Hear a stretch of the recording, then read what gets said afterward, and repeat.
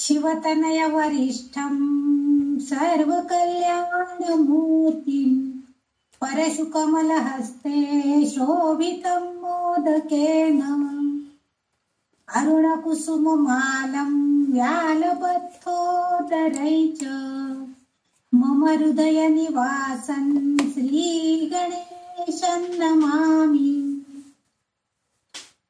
माते तुझ्या चरणी आश्रय देसी आम्हा, तेणेची नित्यमनी तुष्टी घडे प्रकामा।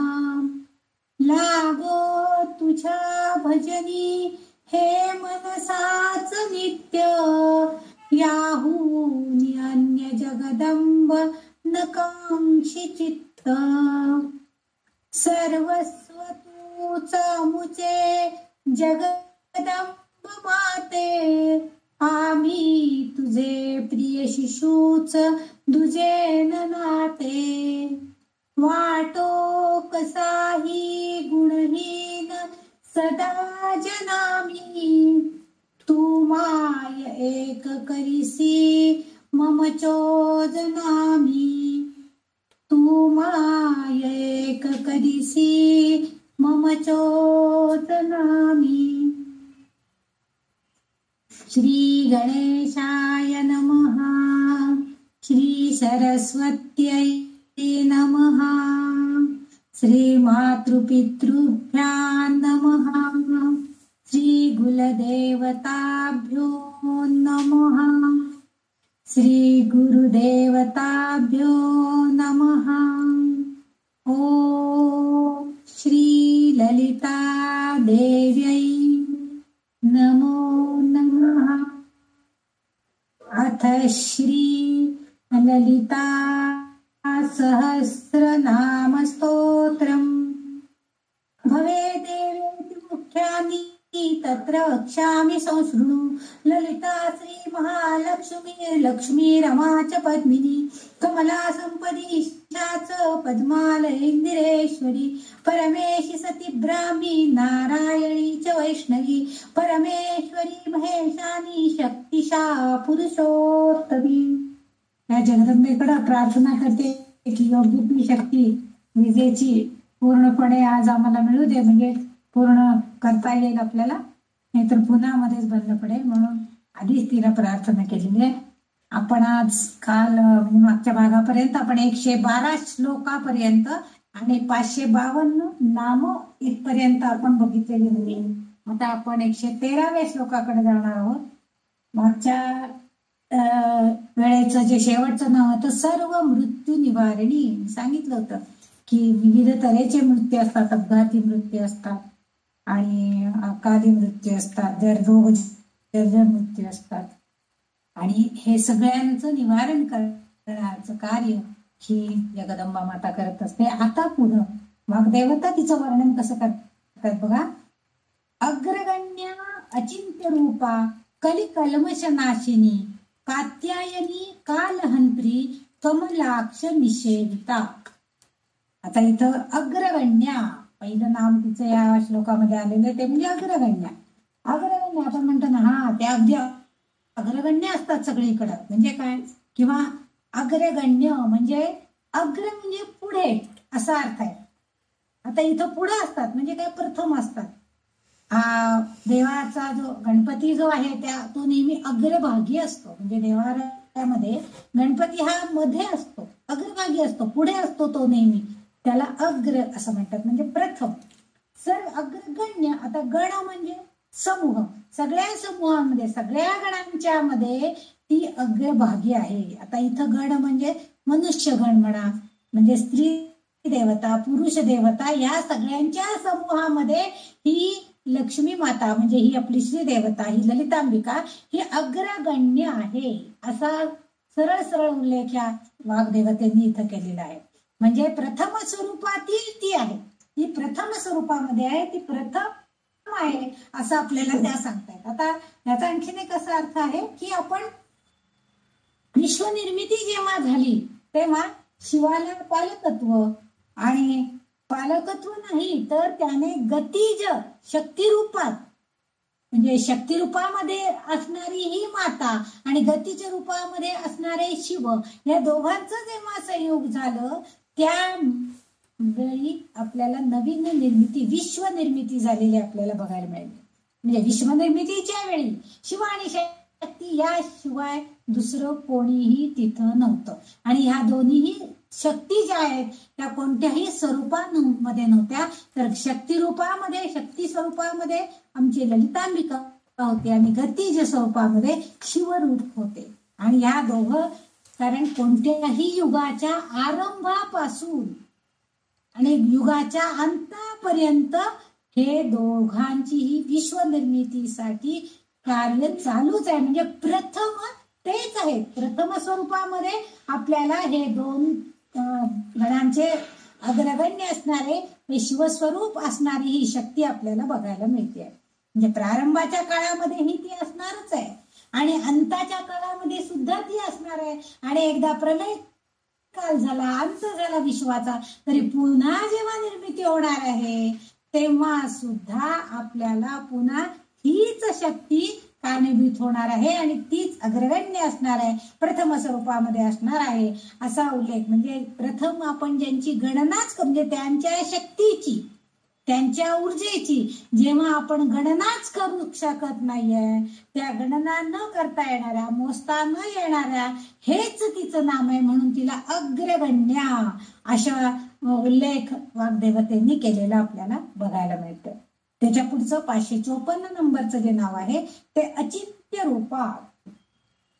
आपण जेव्हा एखादी गोष्ट अगदी अकल्पित, अगदी मनामध्ये नसताना अचानक स्वरूपामध्ये घडते, आपण काय अचिंत्य, मला अगदी म्हणजे मी कधीच चिंतक असं वाटलं नव्हतं मला असं होईल, अकल्पनीय असं जेव्हा काही घडतं त्यावेळेस आपण म्हणतो ते म्हणजे अचिंत्य, म्हणजे अचानक घडलेलं. आणि ते अचिंत्य रूप, तिचं रूप कसं आहे तर अकल्पनीय असं तिचं रूप आहे. म्हणजे निराकार, निर्गुण अशा तिच्या स्वरूपाचे विचारांच्या द्वारे वर्णन करणे केवळ अशक्य आहे.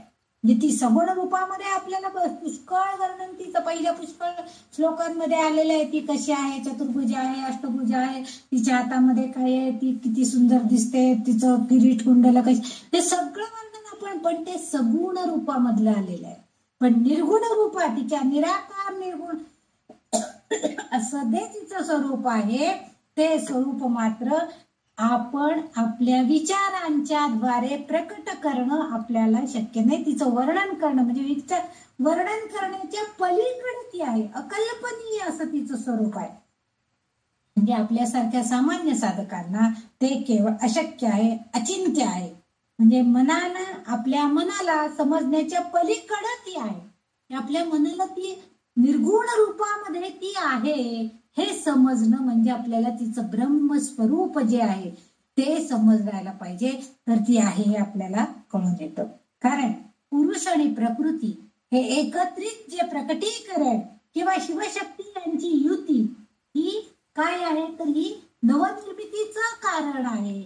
म्हणजे ही शक्तिशाली अशी ही शक्ती आहे, अशी ही प्रकटीकरण आहे. असं हे ललितांबिकेचं रूप आहे की जे कसं आहे, निराकार आहे, निर्गुण आहे आणि त्यामुळं अशी नवनिर्मिती होत असताना ते आपल्यासाठी, साधकांसाठी अकल्पनीय आहे. आपण त्याचा विचार पण करू शकत नाही, वर्णन करणं तर सोडाच.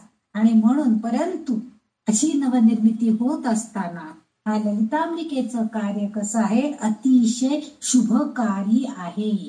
अशी शुभकारी असणारी अशी ही ललितांबिका देवता आपल्याला इथं बघायला मिळते. म्हणून इथं तिचं नाव अचिंत्य रूपा. तिचं रूप वर्णन करताना वाग्देवी सांगतात की हिचं अनाकलनीय, अकल्पित असं तिचं रूप आहे. पुढचं जे तिचं नाम आहे ते आहे 555 नंबरचं नाम कली कल्मश नाशिनी. आता कली म्हणजे कलियुग, कल्मश म्हणजे नाश आणि नाशिनी म्हणजे कल्मश म्हणजे पाप आणि नाशिनी म्हणजे नाश करतात. शब्दशः अर्थ जर घ्यायचा झाला तर कलियुगामध्ये घडणारे पाप आहे ती पाप नाहीशी करणारी, असं शब्दशः अर्थ आहे. ते कलियुगातील सर्व पापांना ही नाही करणारच आहे, करतेच आहे. आता पुराणांतर्गत, पुराण जे आपल्याकडचे आहे त्यांच्याकडच्या माहितीनुसार प्रत्येक युगाच्या शेवटी विघटन, प्रलय होतोच आणि पुन्हा पुनर्निर्मित होते. म्हणजे जी युग झालेली आहेत, कृतयुग, द्वापार युग, त्रेतायुग आणि आत्ताच आहे ते चौथं कलियुग. या 4 युगांच्या जर आपण पौराणिक इतिहासामध्ये थोडासा जर अवलोकन केलं तर आपल्याला त्या इतिहासांमध्ये असा उल्लेख दिसतो की एक युग संपलं की प्रलय होतो आणि त्या प्रलयाच्या अंतकाळी आपल्याला ह्या ललिता माता आणि शिव, म्हणजे शिव आणि शक्ती हे दोन अंताच्या म्हणजे आरंभाला पण आहे आणि अंताला पण आहेत. म्हणजे त्या प्रलयाच्या शेवटच्या क्षणाला सुद्धा तेच अस्तित्वात आहे आणि मग त्यामुळे तिथून त्यांनी पुन्हा निर्मिती करण्याचं सुरू केलेलं आहे. म्हणजे आता काय आहे, आता हे कलियुग चालू आहे आणि आत्ताचं जे चौथं युग चालू आहे म्हणजे ती 2-3 वेळेला प्रलय झालेत आणि प्रलयानंतर पुन्हा विश्वनिर्मिती झालेली आहे असं आपल्याला दिसतंय. आत्ताच्या ह्या युगामध्ये कलियुग सगळ्यात भयंकर, द्वापार युगानंतर जेव्हा कलियुगाची सुरुवात झाली तेव्हा आपल्याला असं दिसलं की यामध्ये भ्रष्टाचार, पाप, खोटेपणा, चारित्र्यहीनता या गोष्टी आपल्याला जास्तीत जास्त पाहायला मिळतात. आपण बघतो की आपल्याला समाजामध्ये आपण जर वावरायला लागलो तर आपल्या लक्षात येतं की ह्या गोष्टी बऱ्याचशा घडताना दिसत आहेत आपल्याला अवतीभोवती आणि आपण आज त्याचे साक्षीदार आहोत. पण जर ललितांबिकेची भक्ती करणारा भक्त जर असेल तर काय होतं, त्या भक्ताच्या कडून कळत न कळत अशा जर काही गोष्टी जर संपत असतील, म्हणजे नाश, पाप घडत असतील, त्यांच्याकडनं एखादी चुकीची गोष्ट घडत असेल तर मात्र ही काय करते, ही त्या भक्तावरती कृपा करते आणि त्याच्या हातून घडणाऱ्या या कलियुगामध्ये त्याच्या हातून ही जी घटना घडते त्या भक्तावरती ही ललितांबिका मातेसारखं प्रेम करते आणि त्याच्या हातून घडणारे कल्मश, म्हणजे त्याची जी पाप आहेत ती नाहीशे करते. म्हणजे कलियुगातच फक्त हे शक्य आहे की त्या देवतेची भक्ती केली तर त्या तिची जी पाप घडली जातात, आपल्या हातून कळत न कळत काही गोष्टी होत असतात आणि ती सर्व पाप आपल्या डोक्यावरती जी आहे ते नाहीसं करण्याचं काम ती शक्ती ही करत असते. असा अर्थ इथं कली कल्मश नाशिनी. कारण फक्त कलियुगातच त्यांनी का उल्लेख केलाय, द्वापार कल्मश नाशिनी असं म्हटलं नाही किंवा त्रेता कल्मश नाशिनी असं म्हटलं नाहीये. कलियुग, कारण आपण बघतोय की कलियुगामध्ये आपल्याला सगळीकडे भ्रष्टाचार हे ते दिसतंय आणि भगवंतांनी सांगितलंय की कलियुगामध्ये बाकी सगळं करणं तुम्हाला अशक्य आहे.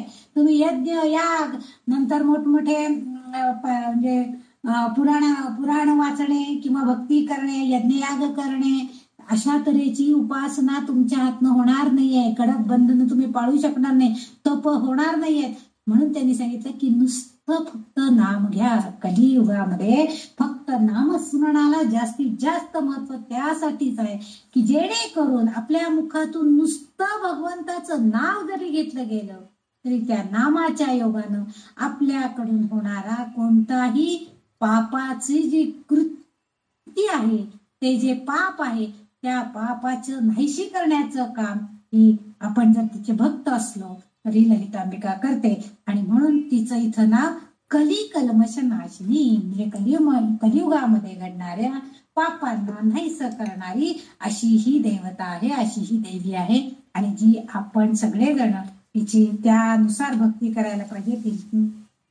तिची ही गोष्ट आपण समजून घ्यायला पाहिजे की आपल्या हातनं जरी आपण कलियुगात असल्यामुळं काही वेळेला आपला नाईलाज असतो आणि आपल्याला ती गोष्ट करणं भाग पडतं. म्हणजे आपल्या हातनं चूक होते, आपल्याला कळत असतं तरी सुद्धा आपण ती करतो. म्हणजे ही कलियुगाच्या मायेमुळं आपल्याला हे करावं लागतंय, पण त्याचं नाश करण्याचं काम ही जगदंबा, ही ललिता माता करणार आहे आणि तिच्यासाठी आपण सगळेजण तिच्याकडे प्रार्थना करूया, तिचं नामस्मरण करूया. पुढचं जे नाम आहे ते 556 नंबरचं नाम आहे कात्यायनी. आता इथं कात्यायनी हे एका देवीचं नाव सुद्धा आहे. आता ही जी आहे ही देवी आपण जे सगळी चक्र जेव्हा बघितली तेव्हा त्या अज्ञान चक्रामध्ये वास करणारी जी योगिनी देवता आहे तिचं नाव सुद्धा कात्यायनी आहे. ती त्या उड्डाणपीठाची प्रमुख देवता म्हणून सुद्धा ओळखलेली आहे. तिचं सुद्धा उल्लेख तिथं कात्यायनी नावाने आलेला आहे. ही कत नावाच्या ऋषींची कन्या आहे. तिचे नाव कात्यायनी. आता इथं आणखीन एक गोष्ट अशी आहे की तर ही देवता जी आहे हिचं कात्यायनी नाव पडण्याचं कारण म्हणजे सर्व देवतांच्या तेजांचं एकत्रीकरण म्हणजे बेरीज केली तर अशी हे तेज जे एकत्रीकरण होते त्या तेजानं संपन्न अशी ही श्रेष्ठ देवता आहे असं या कात्यायनीचं स्वरूप सांगितलं जातं. जेव्हा नवरात्रामध्ये 9 दुर्गा प्रगट होतात त्यापैकी सुद्धा कात्यायनी असं एका देवतेचं नाव आहे.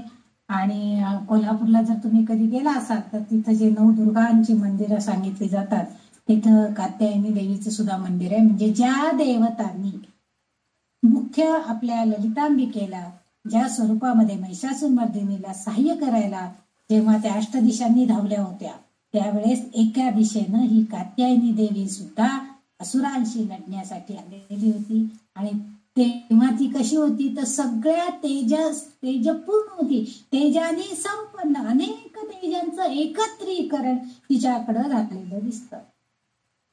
दुसरा असा आणखीन एक अर्थ आहे की अक्षरमालेतील क हे जे अक्षर आहे ते क हे अक्षर म्हणजे ब्रह्मा आहे असा निर्देश केला जातो. आणि निर्मितीच्या स्वरूपामध्ये ती या क या व्यंजनावर विसावलेली आहे. पहिल्या सुरुवातीला जेव्हा जे कमळ आपण म्हणतो आणि त्या कमळांच्या प्रत्येक पाकळीवरती एक एक व्यंजन आपण जेव्हा बघितलेलं होतं अभ्यास करताना तिच्या नावांचं तर त्याच्यामध्ये ती का हे जे अक्षर आहे हे म्हणजे ब्रह्मस्वरूप असणारी ही ललिता देवी आहे. आणि ती का ह्या अक्षरामध्ये विसावली आहे. ती शक्तिशाली आहे, सामर्थ्यवान आहे.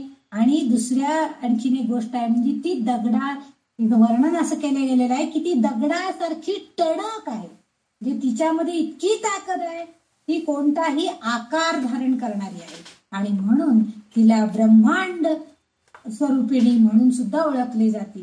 कारण ब्रह्मामध्ये बघा ब्रह्मांडामध्ये आपल्याला विविधता दिसते. एकासारखं एका दुसरा माणूस प्रत्येक ठिकाणी वेगळा. एका झाडासारखं एका झाडाला समजा 50 पानं आहेत पण दुसऱ्या झाडाला लगेच 50च होतात का नाही. कदाचित 50-56 होती, कदाचित 48 होती. म्हणजे विविधता आपल्याला बघायला मिळते. आणि तसं ही जी देवता आहे ही देवता सामर्थ्यवान देवता आहे. ती शक्तिशाली आहे आणि म्हणून तिला ब्रह्मांड म्हणून ओळखलं जातं. म्हणजे तिचं जे कात्यायनी हे जे नाव आहे त्यातलं का हे अक्षर जे आहे ती त्या ब्रह्मांडासाठी ब्रह्मांड स्वरूपिणी म्हणून सुद्धा ओळखलं जातं. असाही उल्लेख काही ठिकाणी आहे. म्हणून ती कात्यायनी या नावानं ओळखली जाते. म्हणजे ही एक अतिशय चांगली देवता जी त्या असुरांचा नाश करणाऱ्या प्रमुख देवतेला सहाय्य करणारी प्रमुख देवतेला सहाय्य करणारी ही तिची एक योगिनी देवता जी आज्ञाचक्रामध्ये सुद्धा आहे. म्हणजे आपल्या शरीरामध्ये सुद्धा तिचा वास आहे असं म्हणायला सुद्धा हरकत नाही. आपण जे पाकळ्या वगैरे स्वरूप बघितलेलं आहे चक्राचं प्रत्येक आणि तिथं सुद्धा ही कात्यायनी देवी आहे. ही देवता वास करून आहे आणि असं तिचं महत्व आहे. म्हणजे अतिशय शक्तिशाली असणारी सामर्थ्यवान असणारी अशी ही कात्यायनी देवी आहे. हीच ललितांबिका अशा नावानं म्हणजे ललितांबिकाच कात्यायनी नावानं सुद्धा ओळखली जाते असा उल्लेख वाग्देवतेंनी केलेला आहे. म्हणजे बघा वाग्देवतांना सुद्धा त्या तिचं स्वरूप एकेका प्रत्येक वेगवेगळ्या गोष्टीमध्ये कसं बघितलंय त्यांनी आणि त्याचा प्रत्येक ठिकाणी उल्लेख करून त्यांनी आपल्याला माहिती करून दिली की ही कुठं आहे. तसं हे कात्यायनीचं स्वरूप त्यांनी सांगितलेलं आहे. तर पुढचं जे नाव आहे त्याच्यामध्ये त्यांनी आणखीन एक नाव तिचं सांगितलंय कालहंत्री. 557 नंबरचं नाव आहे कालहंत्री. आता कालहंत्री म्हणजे काय. मगाशी मी सांगितलं की कात्यायनीमध्ये कत नावाच्या ऋषींची कन्या होती. पण याचा अर्थ असा की त्या ऋषींनी तिला सगळं सामर्थ्य दिलेलं होतं. आणि ती ललितांबिकाच होती असं पण म्हणायला हरकत नाहीये. तसं इथं आता कालहंत्री, काळ म्हणजे काय म्हणतो आपण, मृत्यू. आपण म्हणतो ना काळ आला होता पण वेळ आली नव्हती म्हणून आम्ही त्या अपघातातनं वाचलो, असं आपण म्हणतो. काळ आला पण वेळ आली नाही. आणि काय बाई, काळानं घाला घातला आणि अचानकपणे ते वर्ण दगड अशी पडली की आमची गाडी काय, म्हणजे आम्ही ते लोक वाचलेच नाहीत असं वर्णन आपण करत असतो. म्हणजे काळ असतो. काळ हंत्री. आता इथं हंत्री म्हणजे काय, इथं हंत्री याचा अर्थ सुद्धा नाश करणारी. म्हणजे काळ जर असेल तर मृत्यू, मागच्या नामामध्ये का मागच्या श्लोकामध्ये सर्व मृत्यू निवारणी आहे. आणि इथं काळ म्हणजे सुद्धा मृत्यूच आहे. म्हणजे मृत्यूचं निवारण करणारी अशी सुद्धा आहे. बघा आता मृत्यूचा नाश करते म्हणजे काय करते होती, खरं तर ब्रह्मांडात जेव्हा एखादा जीव जन्म घेतो तेव्हा तो ठराविक काळपर्यंत, म्हणजे त्याचा ठरलेलं असतं, त्याचे श्वास ठरलेले असतात. किती जेवढे श्वास आपल्या नावावरती त्या ब्रह्म्यानं आपल्या निर्मितीमध्ये लिहिलेले असतात, तेवढे श्वास घेईपर्यंत आपण म्हणतो काय किती काय सांगू तुम्हाला, आज 4 दिवस झाले आयसीयू मध्ये आहेत बघा. किती त्यांना पण त्रास होत असेल आणि बाहेर सुद्धा करणाऱ्यांना सुद्धा किती त्रास, अजून किती देव त्यांना त्यांची परीक्षा बघणार आहे, अजून किती दिवस वाट बघावी लागणार आहे कोणास, किती यातना होत आहेत त्यांना, असं आपण वर्णन करत असतो. पण या व्यक्तीचे श्वास संपल्याशिवाय मृत्यू घालू शकत नाही. आपल्याकडे अशा बऱ्याच गोष्टी सांगतात की तिथे 4 मित्र चाललेले असतात आणि वीज पडून त्याचा मृत्यू होणार असतो आणि गाडीतनं चौघच, पण त्या गाडीवर वीज पडत नाही, तर तो म्हणतो मला वील आली आणि मला थांबव, मला युरिन करायला बाहेर जायचंय, मी टॉयलेटला 1-2 मिनिटात जाऊन येतो. तो गाडीतनं उतरतो आणि उतरल्याबरोबर झाडाखाली युरिन करण्यासाठी जातो आणि तेवढ्यात त्या विजेच्या पडण्यानं, वीज पडण्यानं, पावसामध्ये वीज पडण्यानं किंवा झाड पडण्यानं त्याचा मृत्यू लिहिलेला असतो आणि तो मरतो. म्हणजे चौघही, तो जर गाडीतच बसून राहिला असता तर त्या मृत्यूला त्याला आपल्या हव्याली, म्हणजे आपल्याला अधीन करून घेता आलं नसतं. म्हणून इथं त्यांनी हिचं नाव कालहंत्री दिलं. म्हणजे काळ आलेला होता, मृत्यू आलेला होता, पण त्याचा नाश, कारण ब्रह्मांडामध्ये त्याचा मृत्यू, जन्म झालेला म्हणजे मृत्यू हे निर्धारित आहे, नक्की आहे. आपण म्हणतो ना की येतानाच, आपण जेव्हा फॉरेनला जातो तेव्हा मात्र आपण कसं करतो, जातानाच तिकीट पण बुक असतं आणि येतानाच पण तिकीट बुक असतं आपलं, की अमुक महिन्याने आपल्याला तिथून निघायला पाहिजे. पण इथं ब्रह्मांडामध्ये जेव्हा आपण जन्म घेतो तेव्हा जन्माची तारीख आपल्याला नक्की माहित असते, पण मृत्यूची तारीख आपल्याला अननोन आहे. म्हणूनच आपण आनंदात जीवन जगत असतो. उद्या काय होणार आहे माहित नसतं, पुढील घटना काय आहेत हेही आपल्याला माहित नसतं. म्हणजे कर्माच्या नियमबंधनामध्ये आपण निश्चितपणे असतो, कारण त्याचे निर्धारित समय ठरलेला असतो आणि त्या काळापर्यंत आपल्याला जगायचंच असतं.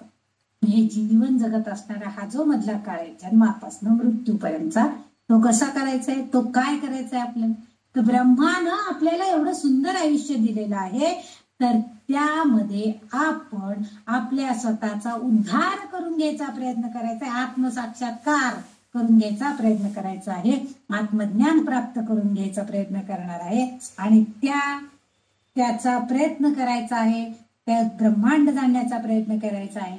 आणि मग असं जेव्हा आपण ह्या कार्यासाठी जेव्हा वाहून घेतलेलं असतं किंवा ह्यामध्ये जेव्हा आपण रत असतो, आपण हे करण्यासाठी तत्पर असतो, प्रयत्नाधीन असतो, त्यावेळेस जर अचानक मृत्यू येणार असेल, आलेला असेल आपल्या जवळपास, तरी सुद्धा तो काय करतो, तर त्या मृत्यूची जाणीव, मृत्यूचा काळ तो दूर नेतो.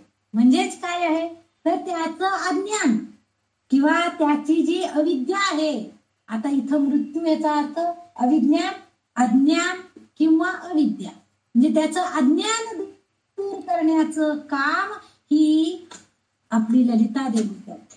म्हणजे मृत्यू कशासाठी, जो माणूस अज्ञानी आहे, ज्याला स्वतःच काही भलं बुरं कळत नाही, तो कसा आहे, तो मेल्यातून गेल्यासारखाच आहे हो. पण जो जन्माला आलाय आणि काहीतरी करण्याची वासना ठेवून आहे, काहीतरी करण्याचा प्रयत्न करतोय, तो कसा आहे, तर तो सचेतन जीव आहे. आणि म्हणून ती काय करते, तर त्यावेळी त्या मृत्यूचा काळ, मृत्यू म्हणून आपण म्हणतो ना, काळ आला पण वेळ आली नाही. म्हणजे गजानन महाराजांच्या पोथीमध्ये आपण बघितलं की त्याच्या अकाली मृत्यू होणार असतं, म्हणजे त्याच्यावरती गंडांतर आलेलं असतं, ते दूर करण्याचं काम ही आपली ललितांबिका करते. म्हणजे त्याला त्यापासून दूर ठेवते. आणि आता जो बोनस लाईफ त्याला जे मिळणार आहे, जो काळ त्याला मिळणार आहे, तो कशासाठी त्यांनी वापरायला पाहिजे त्या व्यक्तीनं, तर आत्मज्ञान करून घेण्यासाठी, आत्मसाक्षात्कार करून घेण्यासाठी हवं. म्हणजे काय, शरीराचं विघटन आणि मृत्यू पण, आत्मा दुसरे शरीर धारण करून. आपल्याला माहिती की शरीर जरी गेलं, म्हणजे देह जरी नष्ट झाला, तरी आत्मा अमर आहे हे आपल्या सगळ्यांना माहिती आहे. आणि त्यामुळं तो आत्मा काय करेल, म्हणजे दुसऱ्या शरीरामध्ये प्रवेश करून टाकेल. पण तिथं गेल्यावरही त्या शरीर धारण करणाऱ्या त्या शरीराला सुद्धा तो हेच सांगणार आहे की बाबा रे, मी तुझ्या शरीरात आलोय, तुला हे सचेतन देह मिळालेला आहे, पण तू काय कर, तर तू स्वतः आता तुझा साक्षात्कार, आत्मसाक्षात्कार करण्याचा प्रयत्न करून कर. त्यासाठी तुला भक्ती करायला पाहिजे. आणि म्हणजेच त्याला पुनर्जन्म सुद्धा मिळतो. म्हणून इथं कालहंत्री, म्हणजे तो जो अकाली गंडांतर आलेला आहे ते टाळतो, पण पुढे त्याला त्याच्या नियमानुसार येणारा मृत्यू येणार आहे. आणि तिथं त्याचा देह संपतो, देहाचं विघटन होतं, पण आत्मा मात्र दुसऱ्या शरीरात जातो. आणि दुसऱ्या शरीरात जाऊन तो सांगतो की आता तुझ्या मनावरती अज्ञानाचं जे पटल होतं ते निघालेलं आहे, आता तू स्वतःचा उद्धार करायचा, आत्मकेंद्रित होऊ नकोस, तर आत्म्याचा साक्षात्कार करून घेण्याचा प्रयत्न कर. म्हणजे त्या शरीराला पुनर्जन्म मिळतो. म्हणजे काळ गेला की पुनर्जन्म येणार आहे, पण तो आत्मा त्याच्याही पलीकडचं, त्या पुनर्जन्मामध्ये, दुसऱ्या जन्मामध्ये तो आत्मा आपल्याला सांगतोय, त्याला जाणीव करून देतो की अरे बाबा, आता तरी तू स्वतःच सार्थक करून घे, कृतार्थ करून घे जीवाला, कारण तुझ्या त्या आत्म्याचा साक्षात्कार करून घे. म्हणजे त्या मृत्यूच्याही पलीकडे जी मुक्ती आहे ती मिळवण्याचा तू आता प्रयत्न कर. आणि त्यासाठी सहकार्य करणारी ही देवता कालहंत्री म्हणून नावानं इथं या आपल्या वाग्देवतेने उल्लेखलेली आहे. आपल्यावरील बरेच वेळेला आपण म्हणतो ना, काय वरती हात लावून आले एकदा, पण काय आले बघा परत आता, असं काही जण गमतीत सांगत असतात, वरती हात लावून आले म्हणजे काय हो, काय छताला उडी मारून टेकल्याने आले असं नाहीये.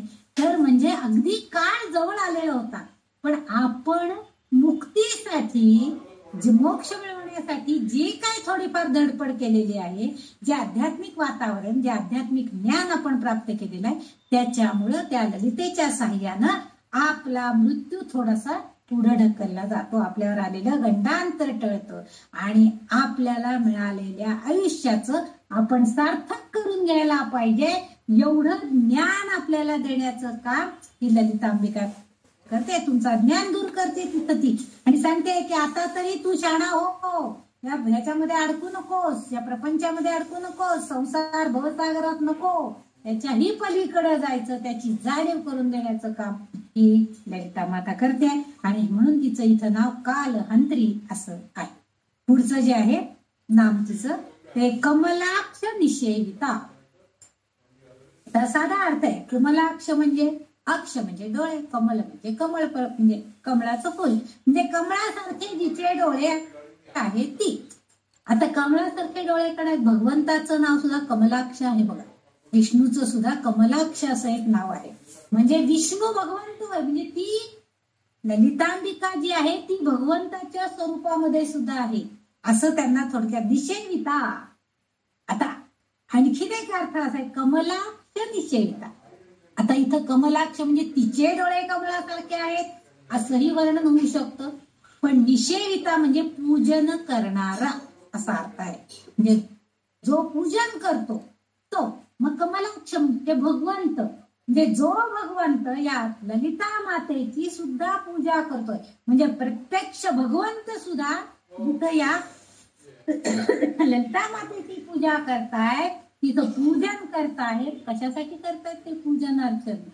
सगळे देव हतबल झाले आणि मग त्यांनी ही स्त्री देवता हिच्याकडे, ही अबला आहे खरं म्हणजे, पण हिच्याकडे प्रार्थना केली की हे माते, कारण का तर तीच आणि तीच केवळ फक्त या विश्वनिर्मितीच्या कार्यामध्ये सहभागी होऊ शकतो, तिच्याकडे चैतन्य शक्ती आहे याची जाणीव भगवंताला होती. आणि म्हणूनच भगवंतानी तिचं पूजन अर्चन केलं आणि तिला प्रार्थना केली की हे माते, आता या राक्षसी वृत्तीचा किंवा प्रत्यक्ष राक्षसी कृती करणाऱ्या या दैत्यांचा तुला नाश करायचा आहे आणि त्यासाठी तू प्रकट हो. यासाठी त्यांनी तिचं पूजन केलेलं आहे.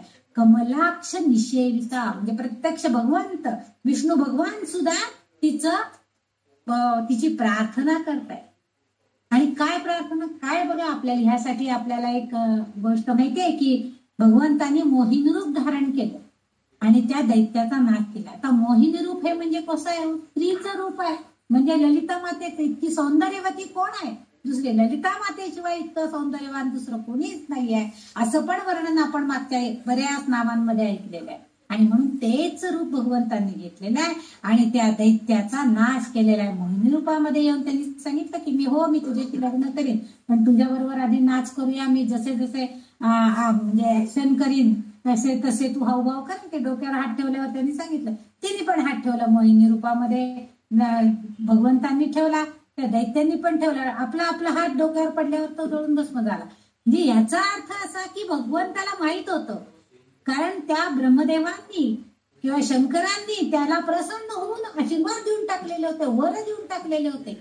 पण त्या वरांचा नाश करण्याची ताकद फक्त एकमेव या चेतना शक्ती असणाऱ्या, शक्तिशाली असणाऱ्या ललिता देवीकडे होती हे त्यांना माहित होतं. आणि म्हणूनच भगवंतांनी तिचं पूजन केलं आणि तिच्यासारखं मोहिनी असणारं मोह पाडणारं असं स्वरूप आपल्यामध्ये घेतलं. आपण स्वतः मोहिनी रूप धारण केलं म्हणजे सौंदर्यवान झाले.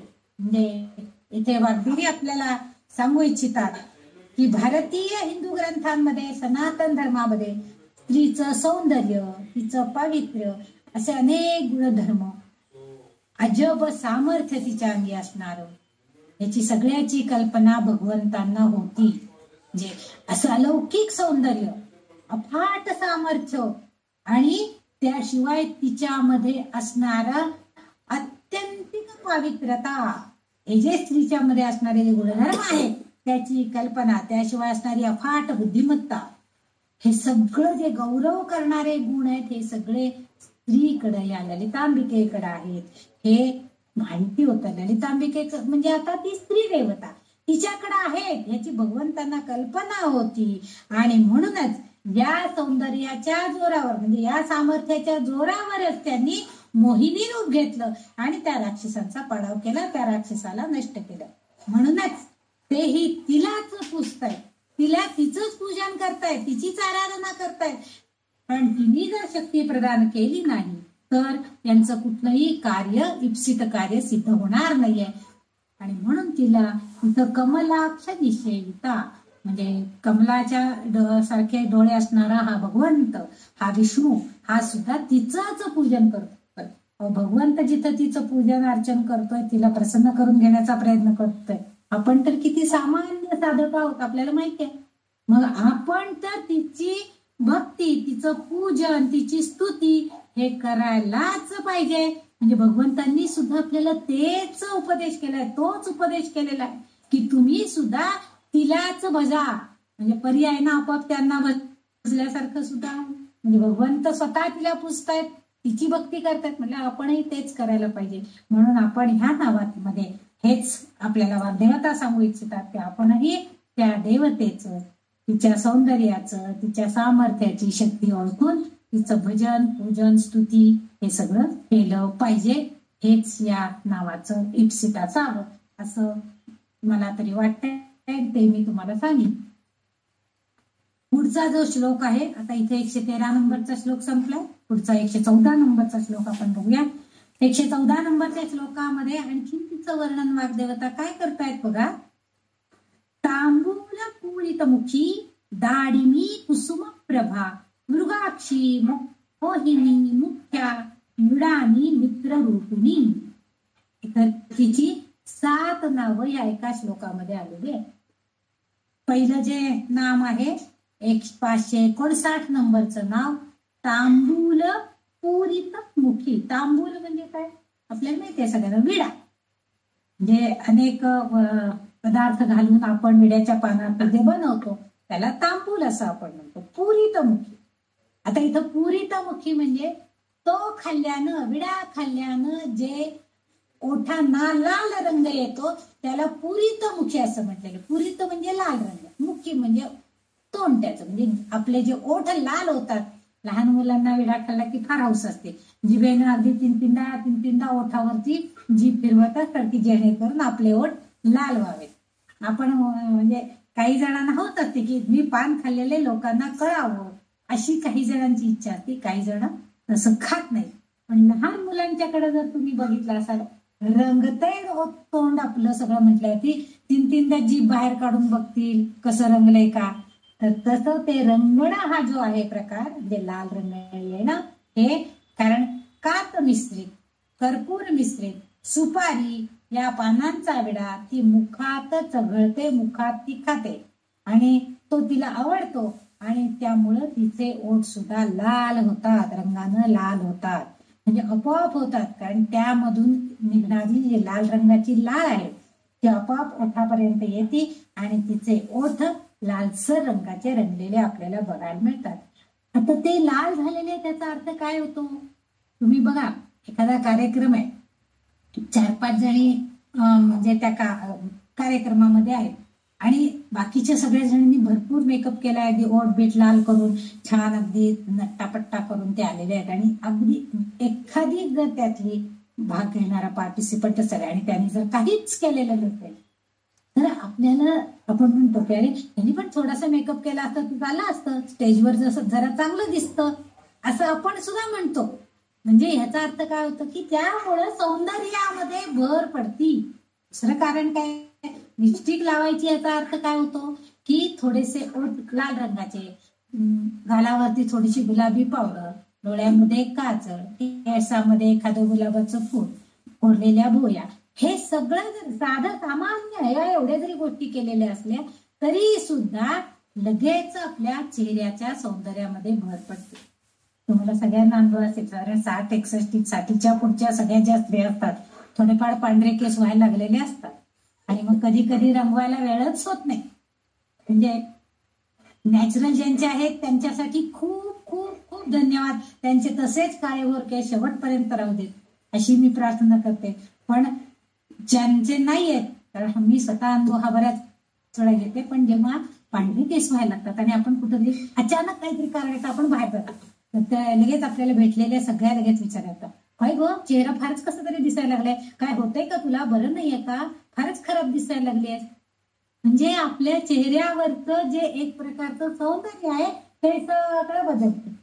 का बरं, तर आपल्या सौंदर्यामध्ये वाढ होण्यासाठी लागणारे काळे नितळ केस किंवा रंगलेले ओठ, काजळ, ह्या सगळ्यांमुळे थोडस आपल्या चेहऱ्याच्या सौंदर्यात भर पडत असते आणि त्यामुळं या मुखाच्या सौंदर्यामध्ये हिचे लाल ओठ झाले, तिने खाल्लेला जो कर्पूर मिश्रित विडा, त्यामुळे तिच्या सौंदर्यामध्ये आणखीनच भर पडते आहे. म्हणून तिला तांबूल पूरित मुखी असं ललिता देवीचं वर्णन त्या आपल्या वाग्देवींनी केलेलं आहे. आपण सुद्धा त्यामुळे आपण जर चांगला छान आवरून बिरून कुठे गेलो तर जास्त बरं वाटतं, इतरांना बघायलाही बरं वाटतं आणि आपल्याला सुद्धा प्रसन्न वाटतं की ठीक आहे आपण आज जरा बरं दिसतंय बरं का, आता नट्टापट्टा करून गेलोय म्हणतात. नट्टापट्टा करणं वाईट आहे असं नाही, आणि आपण आपल्या स्वतःला सुद्धा प्रसन्न वाटतं आणि इतरांना सुद्धा प्रसन्न वाटतं आपल्याकडे बघितल्यावर. आपला चेहरा नेहमी असा असावा, ठीक आहे, हसतमुख असावं आपण, आपल्या चेहऱ्याकडे बघितल्यावर इतरांना सुद्धा प्रसन्नता यायला पाहिजे, ही माफक अपेक्षा आहे. म्हणजे त्याच्यासाठी तुम्ही गोरगमट पाहिजे, अगदी मेकअप केलेला पाहिजे असं नाहीये, पण एक छानसं हास्य आपल्या चेहऱ्यावर नक्की पाहिजे आणि तो आपल्या सगळ्यात मोठा आपल्या चेहऱ्याचं दागिना आहे की आपण हसत मुखानं कोणालाही बोलवलं इतरांनाही बरं वाटतं आणि ते करत असताना आपला चेहरा प्रसन्न असेल तर त्या समोरच्याला सुद्धा आपोआपच ती प्रसन्नता, तो आनंद मिळतो. म्हणून इथं वाग्देवी सांगतायत की तिचं जे असं सौंदर्य आहे ते बघितलं की इतरांनाही मोहिनी पडते, इतरांनाही प्रसन्न वाटतं, इतरांनाही आनंद मिळतो. म्हणून त्यांनी इथं तांबूल कुंतमुखी असं तिचा उल्लेख केलेला आपल्याला दिसतो. पुढचं जे नाव आहे दाडिमी कुसुम प्रभा. बघा तिच्या सौंदर्याचं वर्णन पुन्हा चालू केलंय वाग्देवींनी. म्हणजे तिचं वर्णन करणं संपतच नाही. वाग्देवींना पुन्हा पुन्हा पुन्हा पुन्हा तिचं आणखीन कसं वर्णन करावं असा प्रश्न पडलेला आहे. ते करतातच आहेत आणखीन. डाळिंब म्हणजे डाळिंब, डाळिंबाचा रंग जो असतो तो असा बघा डाळिंबी रंग जर म्हटलं ना ते एक कुसुम म्हणजे एक फूल आहे. डाळिंब म्हणजे एक कुसुम फळ आहे, फळ आहे.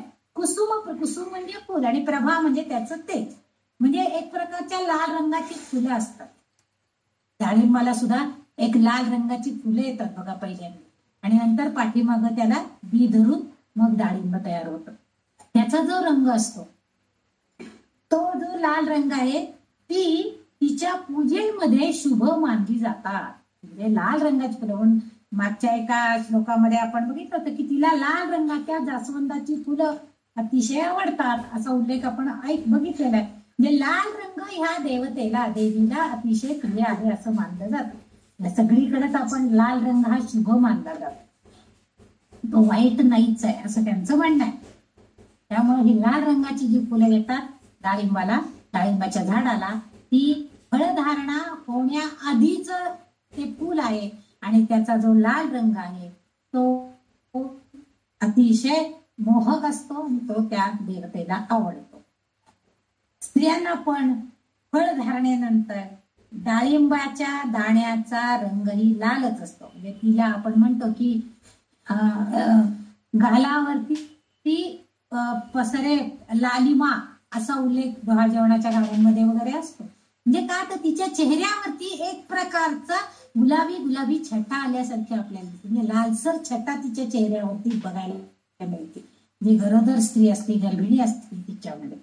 म्हणजे कारण का तर तिच्या उदरामध्ये एक फळ तिने आता धारण केलेलं आहे आणि म्हणून तिच्या चेहऱ्यावर सुद्धा त्या रंगाची छटा आपल्याला बघायला म्हणजे लालसपणा, लालिमा, तेजस्वी, मोहकपणा तिच्यासाठी बघायला मिळतो.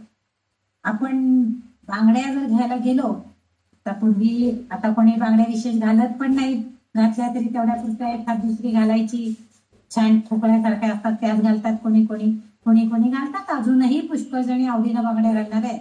पण बांगडीवाड्याकडे गेलो तर डाळिंबी बांगड्या सगळ्यात महाग असायच्या. म्हणजे मला जे आठवते बांगड्या भरायला गेलेलं असेल तर डाळिंबी रंगाच्या ज्या बांगड्या असायच्या त्या सगळ्यात महाग बांगड्या असायच्या. म्हणजे त्या आम्ही जेव्हा मी बांगड्या ह्याच्याकडनं बांगडीवाल्याकडे जाऊन भरत होतो तेव्हा सुद्धा त्या 120 रुपये डझन या भावानं भरलेल्या मला आठवत. आता 350 रुपये 350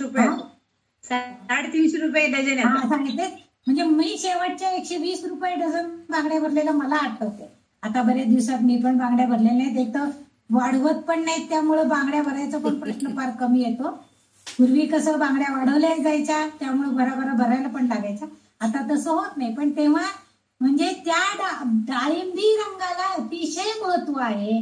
म्हणजे बांगडीवाल्याकडे सुद्धा ते सगळ्यात जास्त महागड्या बांगड्या म्हणून त्याच होत्या, कारण त्याला एक प्रकारचं तेज आहे, चकाकी आहे.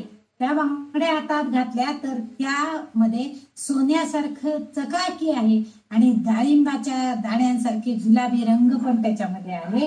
आणि तेच तेज तिच्या मुखावरती डाळिंबी कुसुम प्रभा, प्रभा म्हणजे तेज, तिच्या चेहऱ्यावरती, त्या ललितांबिकेच्या चेहऱ्यावरती अशी लालिमा पसरलेली आहे. आणि त्यामुळं तिची सर्व अंगकांती सुद्धा कशी तेजस्वी प्रभावी जाणवते आहे असा उल्लेख इथं आलेला आपल्याला दिसतो. म्हणून तिचं हे नाव दाडिमी कुसुम प्रभा असं म्हटलेलं आहे.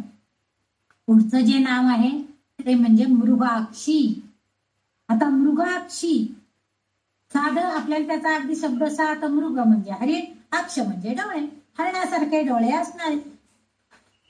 आता इथं आताच फक्त अर्थ नाही, ज्याचे डोळे हरणासारखे तिला हरिणाक्षी म्हणायचे, मृगाक्षी म्हणायचं असा साधा सोपा अर्थ आपल्याला इथं अभिप्रेत नाहीये. तर वाग्देवींना असं सुचवायचंय की हरिण जसं कोणी आपल्यावरती हल्ला करण्यासाठी आलंच तर कसं होतं ते तर त्याला खरं म्हणजे मागे काही दिसत नसतं, परंतु हल्ला करण्यासाठी कोणतरी आलं किंवा आपल्या पिल्लांच्या रक्षणासाठी आपलं तेजस्वी मोहक डोळ्यांनी ते सगळीकडे बघत असतं. म्हणजे कोणी आपल्यावरती हल्ला करायला येत नाही ना, आपल्या पिल्लांना काही करायला कोणी हल्ला करायला येत नाही ना, आपल्या पिल्लांना घेऊन जायला कोणी येत नाही ना. म्हणजे त्यांचं सगळ्यांचं रक्षण करण्यासाठी म्हणून ती हरिणी आपल्या तेजस्वी असल्या डोळ्यांनी ती काय करते, मोहक डोळ्यांनी सगळीकडे टुक टुक टुक टुक टुक टुक बघत असते, चहूबाजूनी मान फिरवून फिरून सगळीकडे बघत असते, कोणी येत नाही ना पारधी. आणि एकाच वेळी आणखीन एक गोष्ट हरणाची अशी असते की त्याला वेध लागतो. म्हणजे काय होतं तर त्याला लगेच कळतं, म्हणजे आपण सिक्स्थ सेन्स म्हणतो जो, तो त्याला फार अचूक असतो. त्याला लगेच कळतं की कुठून तरी आपल्यावरती आघात करण्यासाठी, आपल्याला गुंतवण्यासाठी, आपल्यावरती हल्ला करण्यासाठी कोणतरी येते. म्हणजे चाहूल लागते ही सगळ्यात पहिल्यांदा हरणाला लागते. आणि त्यामुळं तो एकाच वेळी डोळ्यांनी बघतही असतो आणि आवाजाचा वेध पण घेत असतो आणि ह्या सगळ्या आसपासच्या गोष्टींचा वेध घेतो. तसंच माझी ललितांबिका काय करते, ती सर्व विश्वाचा प्रशासक आहे, सगळ्या विश्वाचा कारभार ती चालवते हो. त्यामुळं सर्वांगीण प्रथम ती सर्व घडामोडींचा वैयक्तिकरित्या देखरेख करते, विश्वाचे व्यवस्थापन बघते. आणि दुसरे म्हणजे तिचे भक्त जे साधक ते कसे आहेत तर त्या साधकांची भक्ती कशी चाललेली आहे त्याच्यावर सुद्धा ती अतिशय बारीक नजर ठेवून असते. इतकं विश्वात्मक नजर म्हणतो आपण तिला, म्हणजे तिला अवतीभवती चहू बाजूंनी ती नजर इतकी तीक्ष्ण आहे की बारीक सारी गोष्टींवर सुद्धा भक्तांच्या, माझा भक्त संकटात आहे, ताबडतोब ती त्या भक्ताच्या रक्षणासाठी धावून जाणार आहे. किंवा त्या भक्ताला आता काय गरज आहे, त्याला योग्य ते मार्गदर्शन व्हायला पाहिजे, कुणाची तरी नियुक्ती त्याच्यासाठी केली जाते. आपण म्हणतो ना, काय बाबा आमची गाडी बंद पडली पण देवासारखा तो धावून आला. आता हा जो देव आहे म्हणजे देवासारखा लावला याचा अर्थ तो आपल्या मदतीला आला. मग हे जे आहे हे सगळं ती आपल्या प्रत्येक भक्ताचं, प्रत्येक व्यक्तीवरती बारीक नजर, कृपा दृष्टी तिची त्याच्यावरती पडते आणि आपोआपच या भक्ताला ती प्रसन्न होती. आणि प्रसन्न झाल्यावर त्या, आणि हे करत असताना तो भक्त कशासाठी भक्ती करतोय तेही ती बघते. काहीतरी मागण्यासाठी भक्ती करतोय का मोक्ष मिळवण्यासाठी भक्ती करतोय का, मुक्ती मिळवण्यासाठी भक्ती करतोय का, हे सगळं ती बघत असते. भक्ताची साधना कोणत्या प्रकारची आहे हे ती जाणून घेते. आणि मग जर तिची तो भक्त मुक्तीसाठी साधना करत असेल, मुक्ती मिळवण्यासाठी साधना करत असेल, तर ती त्याच्यावर जेव्हा प्रसन्न होईल तेव्हा एक सेकंद सुद्धा पुरणार नाही त्याला मुक्तीपासून तिला लहान ठेवणार नाही. म्हणजे जर समजा खरंच ललिता देवी आज उभी राहिली आपल्या समोर आणि म्हणाली, माग तुला काय हवंय, मला या जन्मामध्ये मुक्ती हवी आहे, असं मी म्हटल्याबरोबर ताबडतोब ती प्रसन्न झालेली देवता आपल्याला मुक्ती देणार आहे. क्षणभर एक सेकंद सुद्धा ती आपल्याला त्याच्यापासून लांब ठेवणार नाहीये.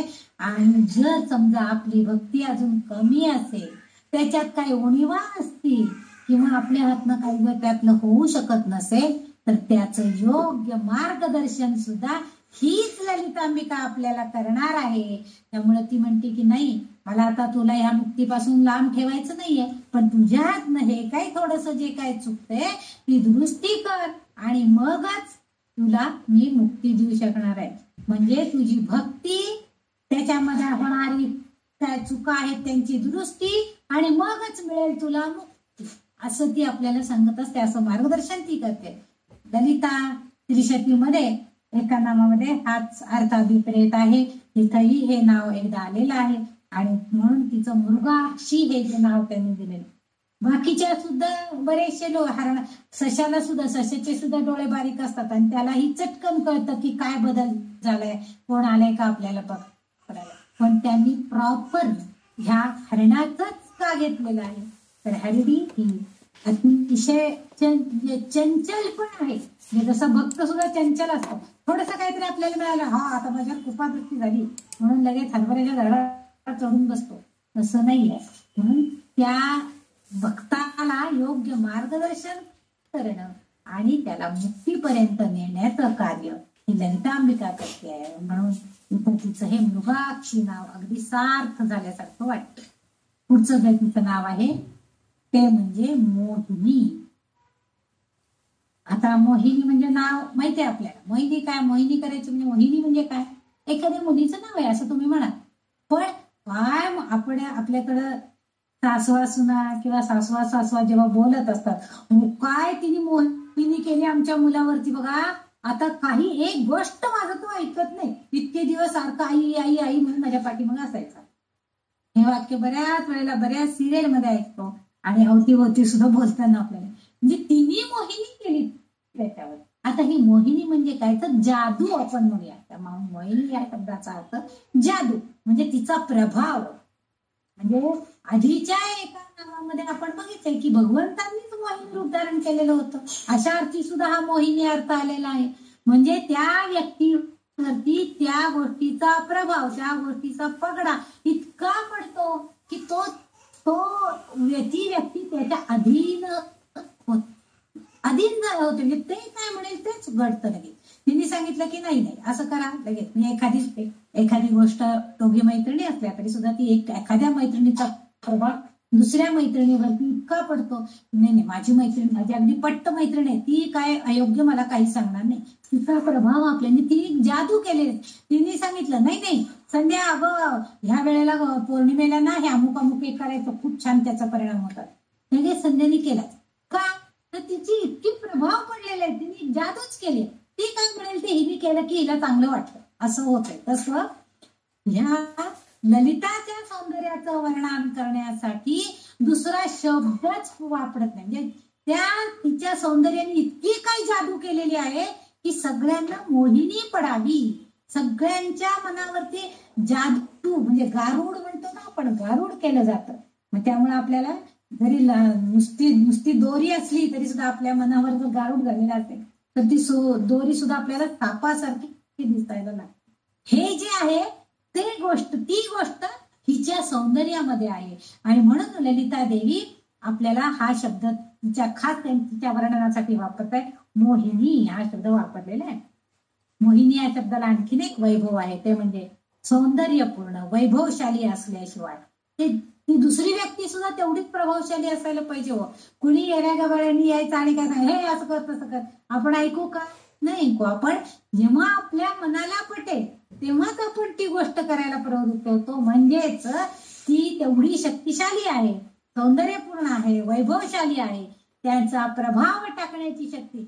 सगळ्याच जणांच्या बोलण्यानं आपण प्रभावित होत नाही. पण काही जण इतकं छान बोलतात ना की त्यांनी 4च शब्द बोललेले असले. आपले सद्गुरू जेव्हा आपल्याशी बोलतात, आपल्याला काही सांगतात, तेव्हा आपल्याला इतकं बरं वाटतं की आपण प्रभावित होतो. त्यांनी 4च अक्षर की नाही बाळा, अगं रोज निदान एकाच्या ऐवजी आता 4-5 माळा करायला हरकत नाही. रिटायर्ड झालीस ना, वेळ आहे ना, मग 5 माळा करत जा की. 2च वाक्य बोलले, पण ते जे शब्द असतात ते आपल्याला इतके प्रभावित करून टाकतात की त्या शब्दांचं गारुड, त्या शब्दांची जादू आपल्या मनावरती होती. आणि आपण म्हणतो नाही बाई, एकदा उजाडलं ना, सुरू झाला ना दिवस की काही नाम घ्यायला होत नाही. त्याच्यापेक्षा जाऊ दे, जरा लवकर उठावं आणि 1-5 माळा आधी करूनच घ्याव्यात. महाराजांनी सांगितलंय, गुरूंनी सांगितलंय. हे जे आहे ना, हा प्रभाव पडणार, कारण सगळ्यांनाच ते शक्य नाही आहे. या ललिता देवीचं सुद्धा तसंच आहे. तिच्याकडे ज्ञान आहे, तिची कार्यक्षमता आहे, तिच्याकडे ममता आहे, ती करुणामय आहे आणि या सगळ्यांनी युक्त तिचं सौंदर्य आहे.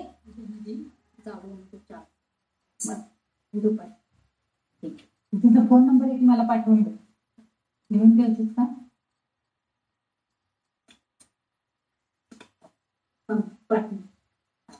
तिचं लिहून ठेव.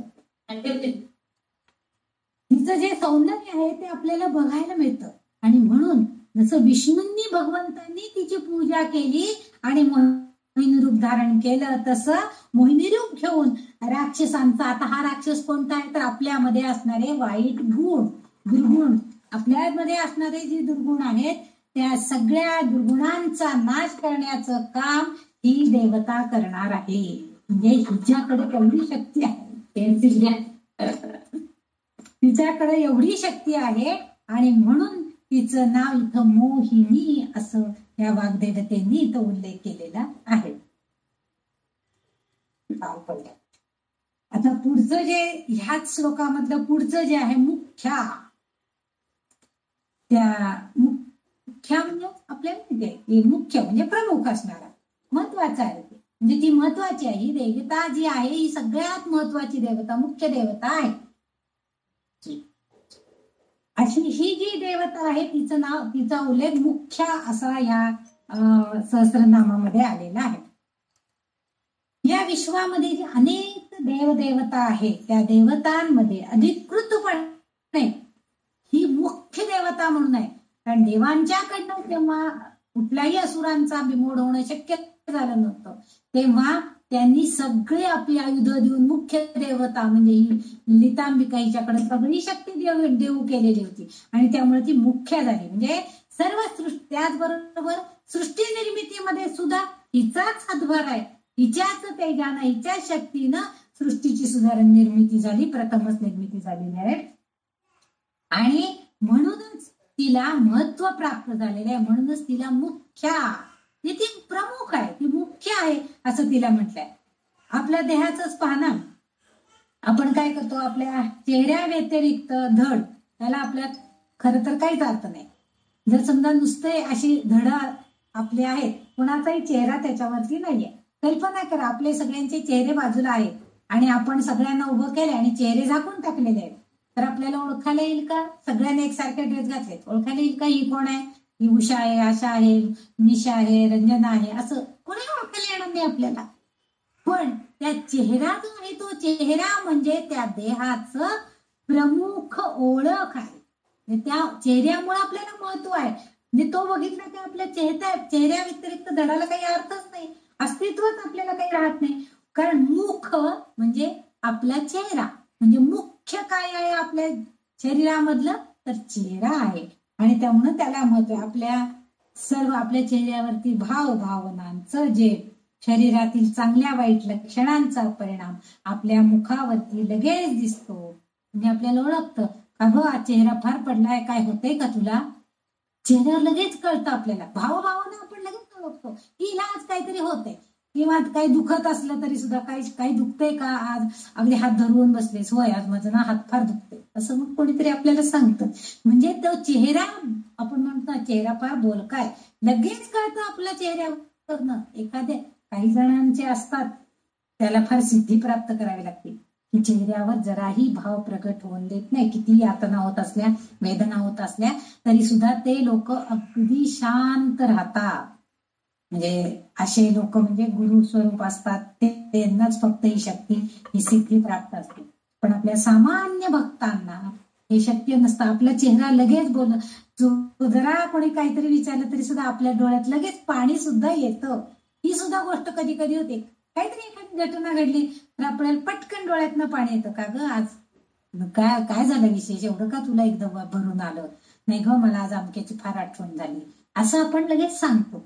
हे जे आहे म्हणजे व्यक्तीचं काहीतरी बिघडलंय का, हे सर्व आपल्याला त्या चेहऱ्यामध्ये म्हणजे मुख्या, आणि म्हणून मुख्या असा तिचा उल्लेख केलाय. मुख म्हणजे चेहरा, जसं चेहरा हा आपल्या देहाचं सगळं सांगतो तसंच ही देवता जी आहे ही महत्वाची आहे असं त्यांनी सांगितलं. दुसरं म्हणजे ती सर्वांची स्वामिनी आहे. मागच्या बऱ्याचशा नामांमध्ये तिचा उल्लेख आलेला आहे, स्वामिनी म्हणून तिचा उल्लेख केलेला आहे. आणि छान हसरा चेहरा इत्यादींनी सुद्धा आपल्याला आकलन होतं की चेहऱ्यावर समजा हास्य असेल तर आपण घरात पण बऱ्याच वेळा असं होतं की उठल्या उठल्या आपण एखादं आज अगदी खुशीत असतो का, कधी कधी आपले पतिराज सुद्धा आपल्याला चेष्टेने का आज फार खुशीत दिसताय, काय विशेष, आज काय घडलंय, लेखाने काहीतरी सांगितलंय वाटतं अमुक एक काय किंवा काय, असं लगेच आपल्याला विचारतात. किंवा आपणही त्यांना म्हणतो का आज फार हसताय, काय झालंय, काय विषय, आज काय कोणाचं काय मैत्रिणी भेटायला जाणार का, अशा तऱ्हेनं आपण म्हणजे चेहरा लगेच आपल्याला सांगतो, बोलतो आपल्याशी काय आहे ते. तसं ही ललितांबिका सुद्धा तिच्याचे पण ती कशी आहे, सर्वांची स्वामिनी आहे, मुख्य आहे. ती सगळ्यांवरती राज्य करणारी मुख्य साम्राज्ञी आहे. आणि त्यामुळं तिचा चेहरा म्हणजे ती मुख्य आहे हे आपल्या लक्षात येतं. सगळ्या जगदाची स्वामिनी आहे, त्यामुळे तिचा चेहरा तसाच देखणा आणि तसाच महत्वपूर्ण आहे. काय सृष्टी निर्मितीमध्ये तीच मुख्यपणे शक्तिशाली आहे, कार्यान्वित होणारी आहे. हा उल्लेख इथं ह्या वाग्देवता करू इच्छितात. पुढचं जे नाम आहे मृडानी. आता इथं मृड म्हणजे शिवा, मृडा म्हणजे शिव आणि मृडानी म्हणजे शिवाची पत्नी. साधा सरळ अर्थ आहे, शब्दशः अर्थ आहे. मृडानी म्हणजे शिवाची पत्नी म्हणजे पार्वती. अति शक्ती रूपाने जेव्हा ही शिवाला म्हणजे मृडाला आनंदित करते, जेव्हा शिवशक्तीचं मिलन होतं आणि जेव्हा तो शिव तिच्या सानिध्यामध्ये आनंदित होतो, त्या शक्तीचा आनंद म्हणजेच ही ललितांबिका त्या शिवाला देते, तेव्हा हे दोघही जण आनंदित होतात आणि नवनिर्मितीचा आनंद घेतात, नव्याची निर्मिती होते असं आपल्याला दिसतं. तसंच ही ललितांबा सुद्धा आपल्या भक्तांना सुद्धा ती काय करते की त्यांच्या भक्तीला प्रसन्न होऊन ती त्या भक्तांना सुद्धा आनंद प्रदान करते आणि मग आपोआपच तो भक्त सुद्धा कसा होतो, तिने त्याला आनंद दिला की तो सुद्धा आनंदित होतो भक्त आणि आपोआपच तो इतरांनाही आनंदित करण्याचा प्रयत्न करतो. समजा तुम्ही बघा, आपल्याला हा अनुभव बऱ्याच वेळा असतो. आपण जेव्हा चांगल्या मूड मध्ये असतो आणि कोणी काहीतरी विचारायला आलं, हो दे ना, काय हरकत नाही, नक्की तुला सहलीला पाठवतो, वडील सहज म्हणून जातात.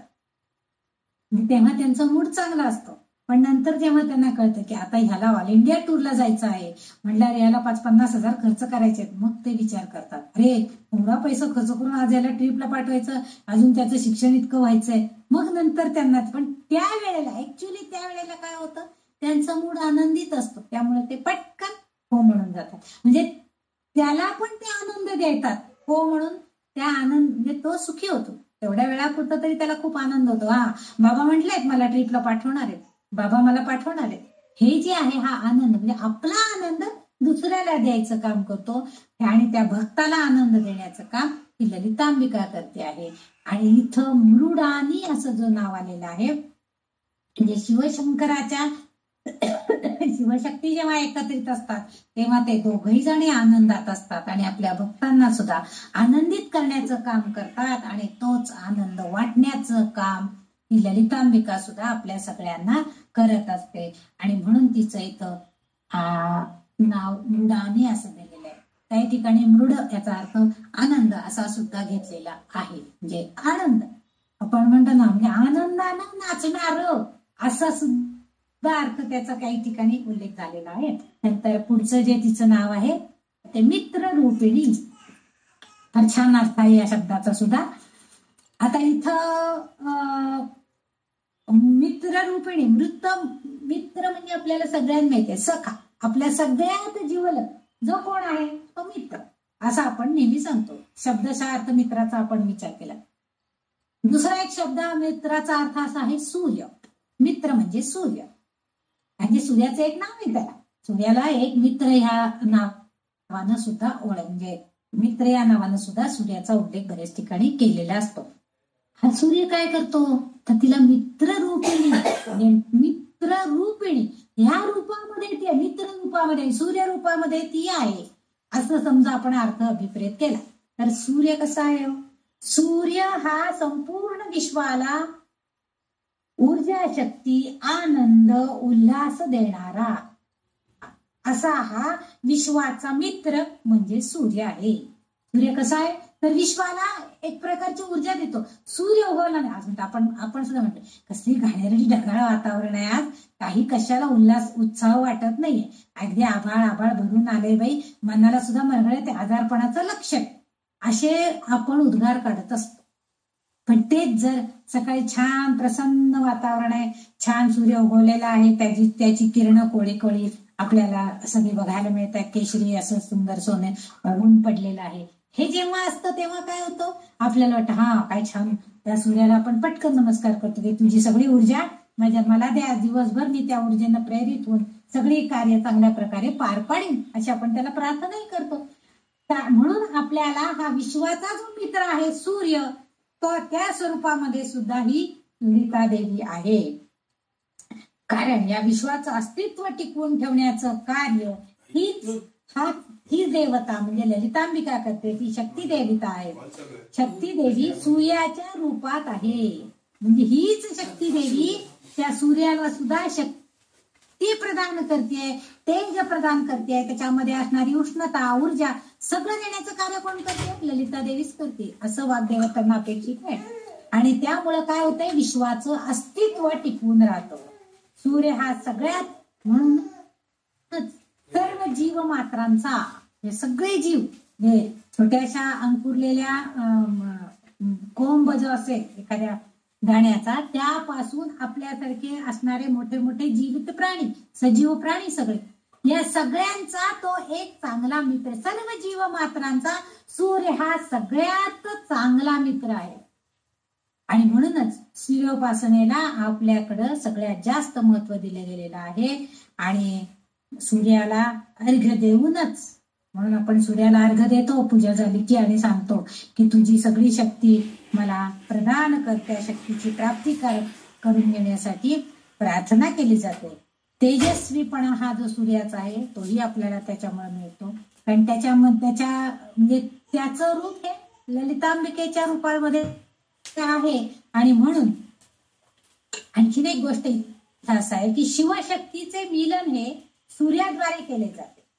आता तुम्ही म्हणाल हे सारखं सारखं का सांगताय? तर शिव हा जो आहे तो अग्नीचं प्रतिनिधित्व करतो. आणि म्हणून दिवसा उष्णता असते, तर रात्री काय असतं? थंड असतं. म्हणजे चंद्राची शीतलता त्यावेळेस आपल्याला अनुभवायला मिळते. आणि ही शक्ती जी आहे, शक्ती देवता जी आहे, ती काय करते? तर ती त्या चंद्रामध्ये असणारी शीतलता, आणि ही शीतलता तिथं प्रसृत होते. आणि आपोआपच, आणि स्त्री पुरुषांचं मिलन जे आहे, जवळीकता जी आहे, ती सुलभता फक्त रात्रीच्या वेळीच असते. आणि ही आपल्या पारंपरिक पौराणिक काळानुसार हे सगळं घडत आलेलं आहे. आणि म्हणूनच येथे ललितांबिकेमध्ये हे गुणशोधन केलेले गेलेले आहे. म्हणून तिला मित्र रूपिणी असा उल्लेख केलेला दिसतोय.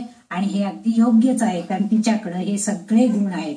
एखाद्या मित्रामध्ये आपल्या सख्याला, आपल्या सखीला जे सहाय्य करण्याचं जे गुणधर्म आहेत, त्याला प्रेरित करण्याचं, त्याला ऊर्जा देण्याचं, त्याच्या एखाद्या शंकेचं निरसन करून समाधान देण्याचं, त्याला बळ देण्याचं, पाठिंबा देण्याचं, हे सगळं कार्य ही ललितांबिका म्हणजेच हा मित्र, म्हणजेच हा सूर्य सुद्धा करत असतो. सूर्य उगवलाच नाही तर तो दिवस आपल्याला मळवलेला दिवस असतो. आणि आपल्याला सुद्धा कशातच उत्साह वाटत नाही, काही कार्य करायला येत नाही. पण तोच जर सूर्याचा प्रकाश भरपूर पडलेला असेल, झाडांना सूर्याचा प्रकाश चांगला मिळाला तर झाडं कशी टवटवीत होतात, त्यांनाही सूर्यप्रकाश चांगला मिळतो. आणि आपल्याला ते छान झाडं टवटवीत झालेली, त्याच्यावरती छान फुललेली फुलं बघायला मिळतात. हे सगळे जीवमात्र जे आहे ते सगळं ह्या सूर्यशक्तीवरती अवलंबून आहे. आणि त्या सूर्यशक्तीला शक्ती देण्याचं काम, शक्तिशाली बनवण्याचं काम ही ललितांबिका करते. तिच्याकडे असणारी सगळी शक्ती, ऊर्जा त्याला प्रदान करते. आणि त्याच्या द्वारेच या विश्वनिर्मितीचं कार्य करते. विश्वाचं अस्तित्व टिकवून ठेवण्याचं कार्य, म्हणजे पर्यायानं विश्वाचं अस्तित्व टिकवण्याची संपूर्ण जबाबदारी तिनं सूर्याकडे देऊन टाकलेली आहे. तुला सगळं कारभार सांभाळायचा आहे. तुझं उगवणं, तुझं मावळणं हे सगळं ठराविक बंधनामध्ये आहे, काळामध्येच व्हायला पाहिजे. केव्हाही रात्री 1 वाजता सूर्य उगवलाय असं कधी बघितलंय का आपण? नाही. किंवा पहाटे दिवसाच्या 10-11 वाजता सूर्य मावळून गेलाय असं कधी बघितलंय का? तेही होत नाही. ठराविक वेळेला उगवणं, ठराविक वेळेला मावळणं, आणि त्याचा जो प्रकाश, ती ऊर्जा, ती सगळ्या विश्वाला समान सगळीकडे जाते. हा पापी आहे, याच्यावरती सूर्यप्रकाश नाही, त्याच्यावरती जास्त, असंही तो कधी करत नाही. म्हणजे विश्वाला समानतेनं वागवून ऊर्जा शक्ती प्रदान करण्याचं काम, उल्हास आणि आनंद देण्याचं काम हा मित्र करत असतो. आणि म्हणून इथं तिला मित्र रूपिणी असा उल्लेख केलेला आहे. तीच आहे ती मित्राच्या रूपामध्ये असणारी, सूर्याच्या रूपामध्ये असणारी ललिता देवी असा उल्लेख इथं केलेला आहे. आणि तो अगदी योग्य आहे असाही म्हणायला हरकत नाही. इथं आपण 114 नंबरचा श्लोक संपवलेला आहे. मला वाटतं आज आपण इथं थांबावं. 15-16 नाही उद्या नाहीच नाही का. पुढच्या वेळेला आपण 15वा श्लोक घेऊया. 114 नंबरच्या श्लोकापर्यंत आपण आलेलो आहोत. 565 नंबरचे श्लोक आता झालेले आहे आणि आज आपण इथंच थांबूया. आतापर्यंत जे जे आपण बघितलं ते सगळं तिचेच गुणवर्णन आहे. आणि बघा ताराशक्ती कशी आपल्याला प्रकाश द्यायला इथं अवतीर्ण झालेली आहे. सगळ्यांना दिसत असेल.